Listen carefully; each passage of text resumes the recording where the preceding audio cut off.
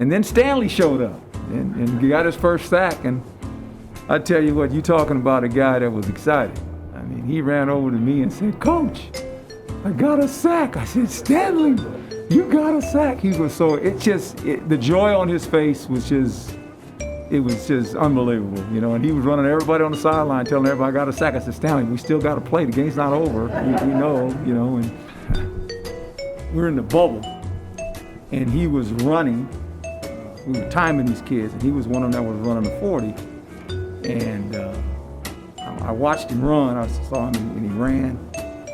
And I looked, I said, "Boy, that son gun's fast." And the guys on the watch said, "Well, we're not quite for sure." And they said, "Well, let him run another one." And I went over to our guys and said, "He don't need to run. I know what fast looks like. He's fast." Can you talk about the evening that Zach Hill had in terms of how the weekend started for him and the game that he called for you on Sunday? Yeah, well, you know, we we've dealt with a lot around here, and all of a sudden, I see him before we leave, and he's walking in here like he had gotten in a car accident. I said, "What's wrong with you?" He said, "My back went out." I said, "Oh, that's not good." And now the big question is, after that performance, I don't know yet, but I said, "What are you gonna do? Your back's better?" He said, "Yeah, a little bit." I said, "Well, it can stay hurt if you want. Go back up there if you want." You know, it's funny when you're in the arena, and there's a different mindset you have to have than the folks that aren't in the arena, that are outside the arena. Always have that mindset that every game's a big game, especially when you win. Then when supposedly these other bigger games, you know, the game never get bigger. It's the same amount of time. It's just a different place. And if you win, it's important because you know the next week somebody's gonna say, "Oh, this is a bigger game," right?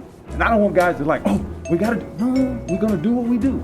That's what I always tell guys. Just do what we do. Don't change.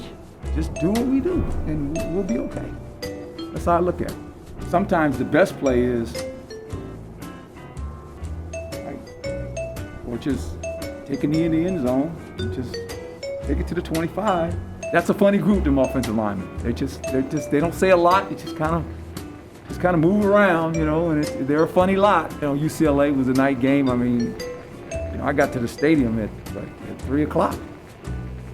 You know, gaining.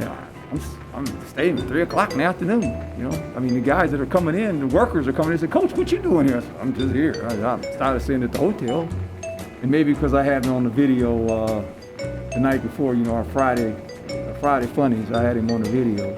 And he actually he was a rap artist in high school, so I found it. You know, I always find that stuff. I told him, I said, "I'm glad you're a football player, man, because you'd have been broke being a rap artist." And, you know, maybe that got him fired up.